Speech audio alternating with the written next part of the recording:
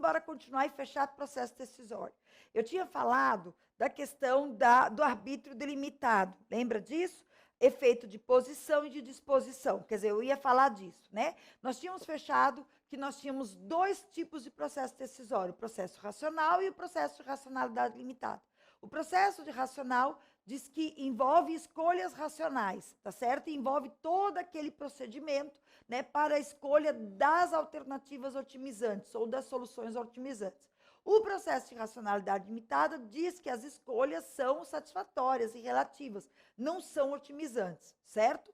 E tem mais, se baseiam muitas delas na intuição.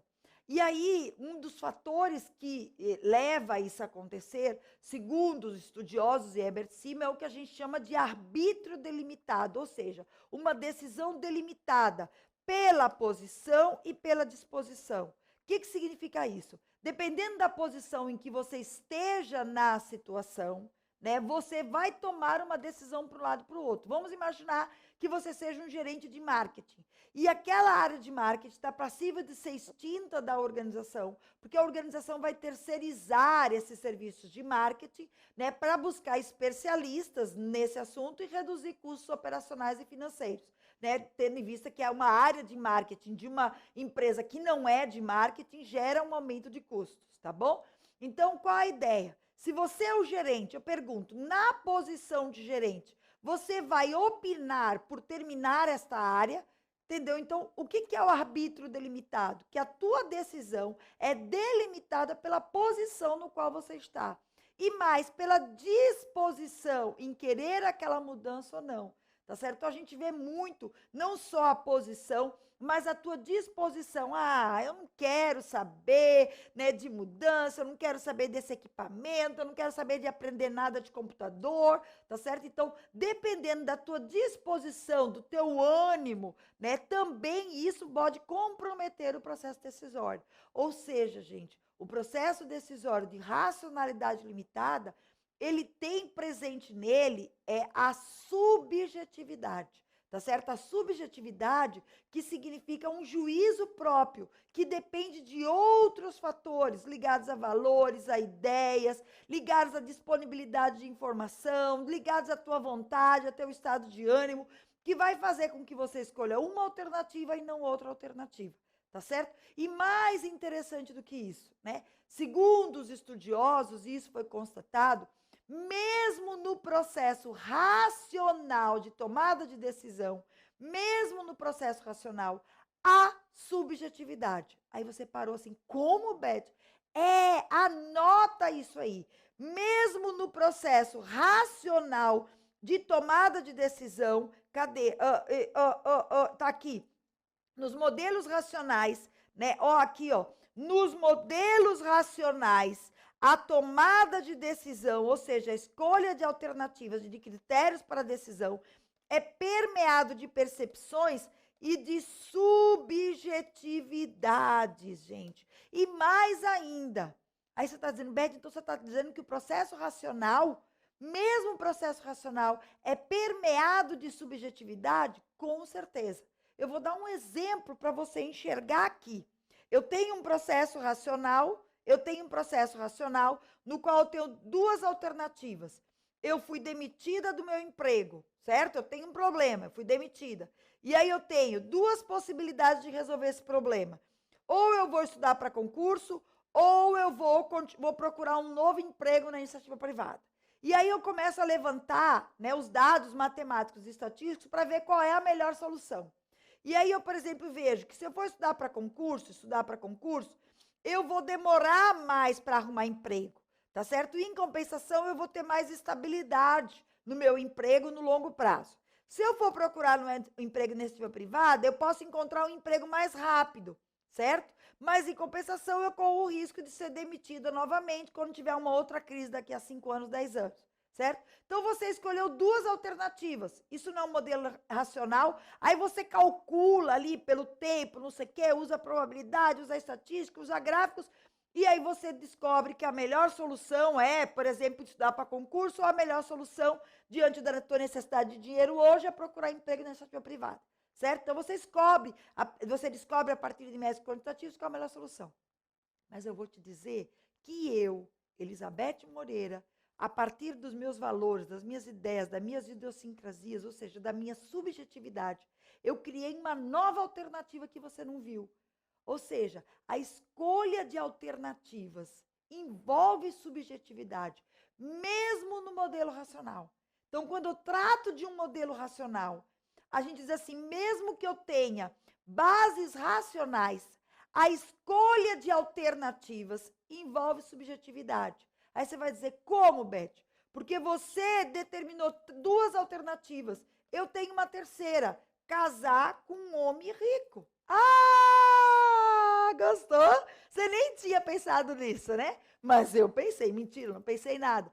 Mas é para você ver que na escolha de alternativas você nem pensou nisso, tá certo? E uma outra pessoa, né? Eu pensei, peraí, eu vou casar com um cara rico, porque aí eu não preciso nem estudar para concurso, nem procurar emprego. Eu vou ser madame, vou viver passeando em shopping, linda e maravilhosa, tá certo? Casando com um homem rico. Casando com um homem rico, eu vou ter pensão pro resto da vida, só corro o risco do cara ficar pobre e eu também ficar pobre, né? Então, toma cuidado que essa não é a melhor opção. Eu digo que o melhor marido que a gente pode ter é o emprego da gente. Assim também para os homens, né? A melhor mulher que você pode ter é o teu emprego, né? O teu salário, que aí você realmente tem a melhor mulher. E a mulher também, né? Vai ter o melhor marido quando ela puder escolher o marido. Não é comprar o marido não, tá, gente? É você ser independente para você não depender de ninguém, né? Para você poder casar. Você escolhe quem você quer casar, porque você não precisa daquela pessoa em termos financeiros, tá? Então, não é lição de moral,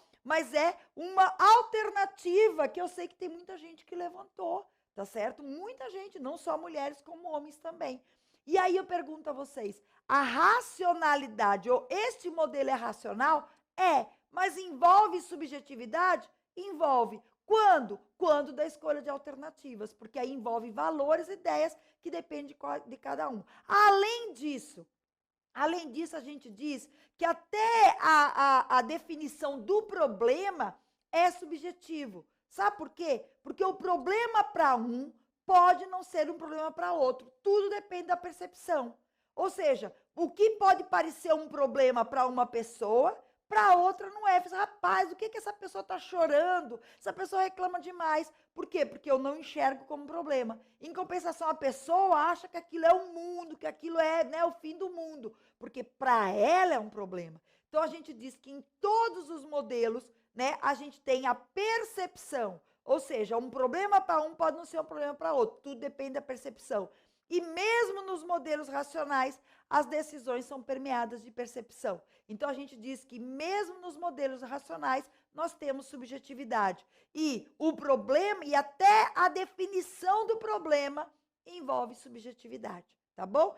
E aí, gente, eu trago aqui para vocês, eu não estou nem com slide, mas eu vou anotar alguns vieses, né, desse processo decisório, né? Por exemplo, a gente diz que um dos vieses do processo decisório que leva à subjetividade é o excesso de confiança no julgamento. Você tem isso escrito aí. Eu que não tenho, vou ficar anotando. O que é o excesso de confiança no julgamento?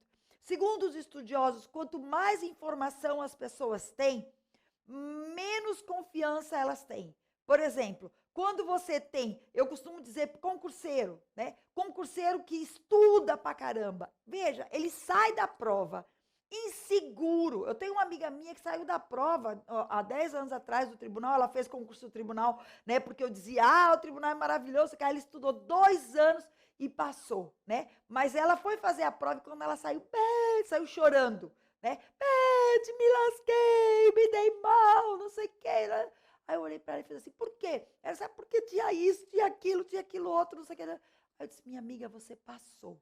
E sabe por que ela passou? Porque quanto mais informações, a gente enxerga mais as cascas de banana. Quando a gente não consegue enxergar a casca de banana, quando a gente vê uma prova muito fácil, desconfie, tem algo errado. Porque com certeza essas bancas vão colocar dificuldades, né, nas provas. Então eu costumo dizer que quanto mais informações você tem, menos confiança você tem. Porque aí você sabe os perigos, é como um médico. O médico quando fica doente, né, o caba fica doido, né? Por quê? Porque ele detém todas as informações e ele já sabe o que vai acontecer diante daquela situação, tá bom? Então essa é um viés.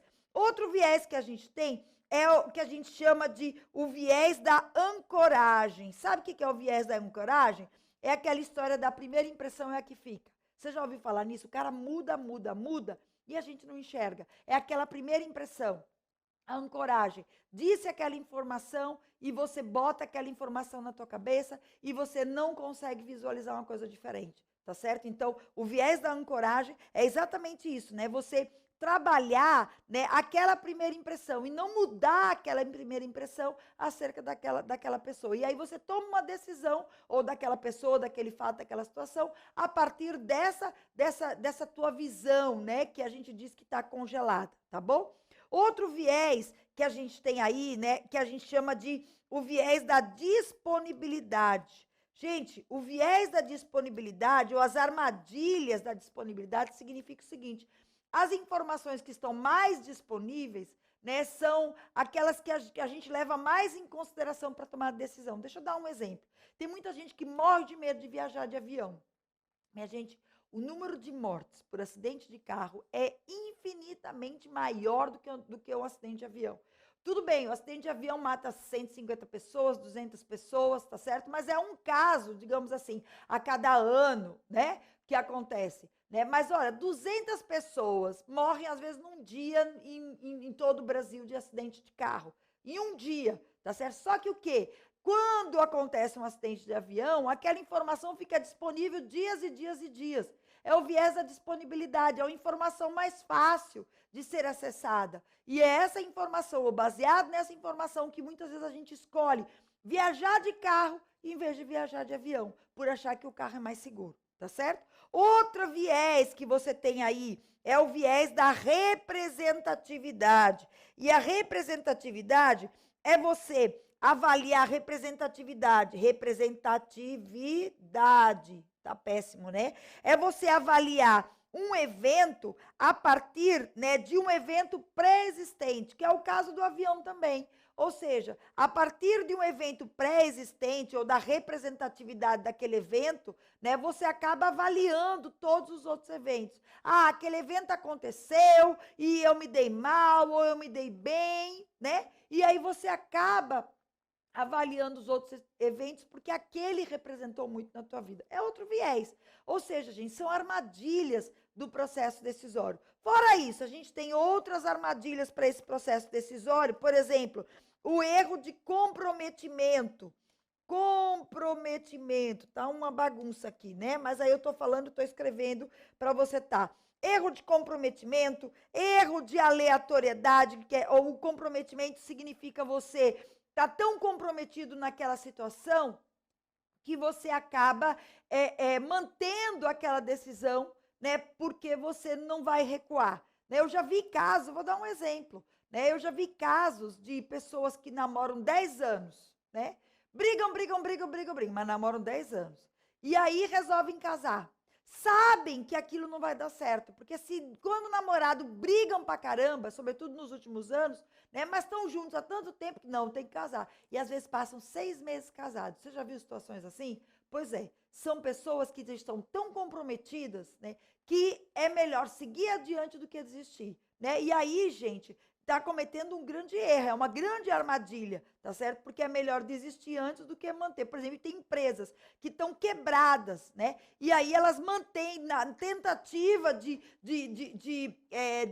sobreviver, mas sabe que cada vez que elas tomam uma decisão, elas se afundam mais, porque é melhor que elas saiam antes do que elas perderem tudo. Mas acontece, tá? A armadilha da aleatoriedade, que eu falei aqui agora, não vou nem escrever, é você imaginar que eventos aleatórios que aconteceram ao longo da vida, né, promovem sorte para você. Por exemplo, aleatoriedade. Passar tem a ver com superstição, né? Passar embaixo da escada dá azar, gato preto dá azar. Ou seja, eventos aleatórios podem influenciar na tua tomada de decisão e acabam, né, trazendo aí armadilhas na tua tomada de decisão. Então, isso que eu quero dizer para vocês é o seguinte, que a tomada de decisão envolve subjetividades, envolve armadilhas. E as pessoas têm que ter consciência dessas armadilhas. E aí, só para fechar o assunto, eu comecei com isso e vou terminar. Não existe a melhor situação. A tomada de decisão individual ou a tomada de decisão em grupo, ou a tomada de decisão em equipe. tá certo? O que existe, gente, é, digamos, a situação que vai levar àquela tomada de decisão. Por exemplo, a tomada de decisão individual, ela é uma tomada de decisão rápida, ela é uma tomada de decisão precisa, tá certo? Mas é uma tomada de decisão pobre do ponto de vista da criatividade. Por quê? Você está ouvindo só a sua decisão. A tomada de decisão em equipe é uma decisão muito mais demorada, é uma decisão muito mais lenta, porque exige o consenso de todos, mas é uma decisão muito mais rica do ponto de vista da criatividade, tá certo? Então a gente diz que tanto uma quanto outra tem vantagem e desvantagem. O que é vantagem para uma é desvantagem para outra. Como a gente diz, né? Tomar a decisão em equipe. O tempo gasto é maior, a gente tem maiores custos, a indecisão é programada, mas em compensação, a gente tem um volume maior de informações, porque a gente está ouvindo todas as pessoas e a gente tem mais chances de não errar. A tomada de decisão individual é uma tomada de decisão que você toma de forma mais rápida, que envolve menores custos, que as pessoas são treinadas para isso. Em compensação, nós temos uma limitação de informações que podem levar aos maiores erros. Fechou? Então, pronto. O que as provas têm colocado muito? Fica ligado. Eu não coloquei o slide aqui, eu expliquei, mas vou colocar essa teoria no teu material, aí em PDF. As armadilhas do processo decisório, né? O que é melhor, tomar decisão em equipe ou individual também, e a questão do processo racional e do processo de racionalidade limitada, entendendo que todos os dois processos envolvem armadilhas, envolvem subjetividades, tá certo? Sendo que o processo racional, ele estabelece que as decisões são ótimas, e o processo de racionalidade limitada estabelece que as decisões são satisfatórias, tá certo? Existe o melhor? Não existe. O que existe é uma constatação que hoje a tomada de decisão é baseada na racionalidade limitada, né, por conta das limitações das pessoas em processar as informações e em obter o maior número de informações. E aqui a gente encerra o assunto de gestão de pessoas, tá certo? Essa área comportamental ligada às pessoas, que estuda sentimentos, emoções, que estuda como motivar, como liderar, como tomar decisões, como mudar as pessoas, e a gente entende que o processo de mudança acontece das pessoas para a organização, como que a gente trabalha os processos operacionais de RH, assim como que a gente trabalha estrategicamente a gestão de competências, a gestão da informação e do conhecimento e outras informações mais que a gente tem aí, tá bom? E aí nós vamos começar agora um assunto novo, que não tem nada a ver com gestão de pessoas, mas que a gente colocou essa isolada junto, porque normalmente em prova de concurso eles botam, né, administração geral e pública, gestão de pessoas e recursos materiais. E o que a gente vai começar agora é a administração de recursos materiais, que é uma outra área dentro da administração. A gente diz que a administração, ela trabalha, né, vamos dizer assim, em 4 linhas, né? A parte de administração geral e pública, que são as ferramentas da administração, os conceitos de administração, né, que estuda as organizações para o alcance de resultados. A parte de gestão de pessoas, que estuda as pessoas e o comportamento das pessoas dentro da organização e como que essas pessoas, né, devem estar alinhadas à estratégia da organização. A parte financeira, que é a administração financeira e orçamentária, né, que vocês não veem comigo, que tem um professor aqui, o Wilson, né, o Wilson Araújo, maravilhoso, que é quem ministra essa disciplina. E é esta parte que é a administração de recursos materiais, que está ligada à área de logística, à área de movimentação, à área de transporte, à área de dimensionamento, de processamento dos nossos produtos e dos nossos serviços, né, até a entrega ao cliente final, tá certo? Então, é isso que a gente tem, né, e que a gente vai começar a estudar aqui agora, tá? Pergunta-se, né, vamos começar do início, bibliografia para a gente estudar esse assunto. Gente, vários livros, vários especialistas e experts nesse tema, até porque é uma área extremamente valorizada na administração, tá certo? O profissional hoje de logística é um profissional aí que envolve aí grandes salários, até porque é uma área, né, da administração que envolve estoques, e estoque a gente sabe que é custo. Ou seja, a forma como você trabalha esses estoques podem gerar custos aumentados para a organização e isso gerar o aumento do preço dos produtos. E aí isso gera o descontentamento do nosso cliente. Então, é uma área muito importante hoje. No passado, nem tanto, né? Porque no passado, até, por exemplo, a década de 50, as organizações produziam estoque em grande quantidade, porque isso não trazia grande impacto, né, no custo dos produtos. Mas hoje, né, diante desse mundo mutável, diante dessa concorrência acirrada, a gente cada vez mais se preocupa em todas as etapas do processo produtivo. Então, qualquer livro você pode adotar. Aliás, o que cai hoje em prova não está num único livro, né? Esse é o problema. A gente tem vários livros. Eu sei que vocês pegam apostilas de professores, etc, etc, porque a gente não consegue que um livro traga tudo. Mas um livro excelente, muito bom, né, que muitas vezes foi citado nas provas de CESP, nas provas de ESAF, é o livro de Marco Aurélio Dias, que eu coloco aqui o desenho. Esse livro que eu coloquei a figurinha é muito bom, tá, minha gente?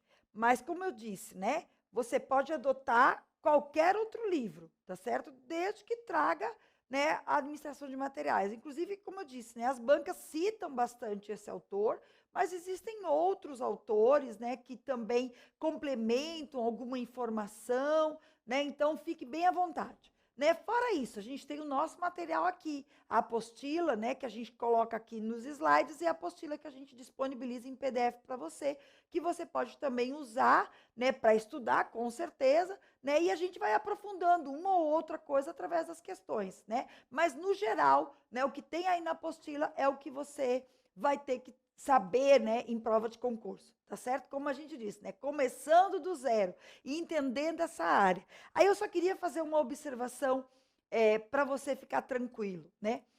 Enquanto que a área, né, muita gente comenta que a área de gestão de pessoas, ela envolve algumas questões mais subjetivas, e por isso que a gente se prende muito nas palavrinhas do bem, né, que estão relacionadas a cada um dos assuntos, etc, etc, né? Essa área que é a administração de materiais, gente, é extremamente objetiva. Então, não se assuste. Beth, vai envolver cálculos. Tá, tem alguns cálculos. Mas, minha gente, os cálculos são conta de mais e de menos, de dividir, de multiplicar. Nada complicado. Aplicação direta de fórmula. 2 ou 3 formulazinhas básicas, tá certo? Que a gente vai aprender. E bota na tua cabeça o seguinte, né? Quando a gente tem, né, fórmulas básicas, fórmulas certas e fórmulas precisas, é muito bom para a prova de concurso. Porque a gente já sai sabendo o que eles vão perguntar e a gente lá na hora é só fazer a aplicação do conteúdo, tá? Então, eu diria que esta é uma matéria fácil. Então, olhe para ela como uma matéria fácil, apesar de que a gente vai falar um pouquinho em termos quantitativos, né, de algumas palavrinhas diferentes do que a gente usou até agora, mas encare como sendo uma coisa fácil. Você vai ver que ela é tranquila, né? A apostila não é muito grande, os cálculos que a gente tem que fazer também são assim, não tem mudança, são esses que eu vou ensinar aqui, você vai aprender com grande facilidade. Então, fique tranquilo que vai dar para a gente aprender tudo direitinho, tá? Primeiro assunto que a gente vai começar, vamos começar do básico, né? O que é administrar materiais, né? Só que os editais hoje têm colocado assim, né? A administração de materiais, 2 pontos, diferença entre patrimônio e material. Então, de cara, eles colocam isso. E acho que é uma informação relevante, né, que a gente tem que trazer aqui para vocês, né? A gente diz que a administração de materiais é como se fosse uma parte da administração patrimonial. O patrimônio, gente, envolve tudo que a organização tem. Bens, direitos e obrigações, tá certo? Mesmo aqueles bens, como a gente chama, ou aqueles direitos, né, que, vamos dizer assim, que são mais voláteis ou que transitam pela nossa contabilidade, mesmo isso, né, são considerados patrimônio da nossa organização. Então, patrimônio, na realidade, são todos os bens móveis, imóveis, intangíveis e semoventes. Então, a ideia, né, da administração patrimonial é como que você vai gerenciar e vai incorporar estes bens ao patrimônio da organização, que é isso que ela vai estudar, tá certo? Então, quando a gente fala de administração patrimonial, a gente está falando que a gente está estudando, né, um conjunto, olha para cá, de bens, direitos e obrigações classificados como bens móveis, imóveis, intangíveis e semoventes. Os bens móveis são aqueles passíveis de movimentação. São os nossos materiais que a gente vai gerenciar aqui. E esses materiais podem ser permanentes, podem ser de consumo, não importa. Mas são os materiais que se movimentam, tá certo? E que vão ser gerenciados pela administração de materiais. Os bens imóveis dentro da administração patrimonial são aqueles que não se movimentam. E boa parte da legislação deles está na Lei 8666, né, que é a lei que trata das vendas, que trata do leilão, que trata do aluguel dos bens imóveis para a administração pública, tá certo? E fora isso, tem toda a legislação da administração privada, ligada aí ao direito civil, que não vai ser objeto de estudo aqui por nós, tá certo? Dentro do que a gente chama de administração de materiais. Os bens intangíveis têm a ver com os direitos da propriedade autoral, do direito da marca, né, do poder da marca, tudo isso, que também não é objeto de estudo. Isso tem uma legislação própria, não obstante nós incorporarmos isso ao patrimônio, ou seja, quanto que vale a nossa marca, quanto que a gente está recebendo de direitos autorais, né, quanto que vale isso. Então, os bens intangíveis, né, também são considerados patrimônio da organização, também são incorporados ao patrimônio, também são registrados contabilmente e são também controlados pela administração patrimonial.